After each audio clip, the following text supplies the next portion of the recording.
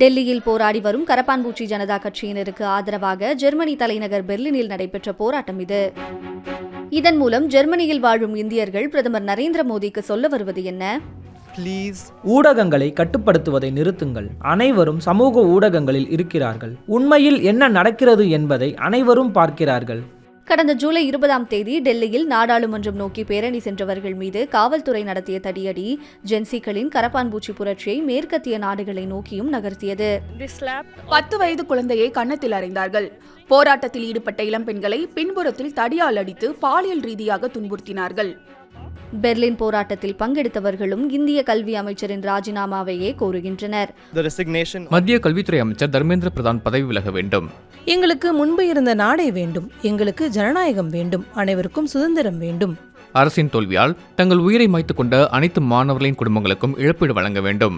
உச்சநீதிமன்ற நீதிபதி சூரியகாந்த் இளைஞர்களை கரப்பான்பூச்சி என குறிப்பிட்டதற்கு எதிராக தொடங்கப்பட்ட இந்த கரப்பான்பூச்சி ஜனதா கட்சி இன்று ஒரு அரசியல் வடிவமாக மாறியுள்ளது. நான் ஒரு கரப்பான்பூச்சியாக இருப்பதில் பெருமைப்படுகிறேன். அவர்கள் எங்களை கரப்பான்பூச்சிகள் என்று அழைக்க முடியும் என்றால் ஆம், நாங்கள் கரப்பான்பூச்சிகள் தான். ஏனென்றால் எங்கள் நாட்டில் இப்போது எங்களை கரப்பான்பூச்சிகள் போலதான் நடத்துகிறார்கள். ஐரோப்பிய ஒன்றியத்தின் ஒரு மிகப்பெரிய வர்த்தக கூட்டாளியாக இந்தியா திகழ்கிறது. இதனால் இந்தியாவின் நிலைத்தன்மையில் ஜெர்மனிக்கு அக்கறை உள்ளது. இளைஞர்களின் பிரச்சினைகளுக்கு இந்தியா எவ்வாறு பதிலளிக்கிறது என்பதை ஜெர்மனி உன்னிப்பாக கவனித்து வருவதாக ஜெர்மனியின் ஆளுங்கட்சி எம்பி ஹென்ரி ஷ்மிட் குறிப்பிட்டுள்ளார். பல ஆண்டுகளாக இந்திய பிரதமர் நரேந்திர மோடி வெளிநாடுகளில் தனது பிம்பத்தை உயர்த்துவதற்காக வெளிநாட்டு வாழ் இந்தியர்களை நம்பியிருந்த நிலையில் தற்போது அதே உலகளாவிய மேடையை பயன்படுத்தி ஒரு இளைய தலைமுறை மோடி அரசுக்கு சவால் விடுத்திருக்கிறது.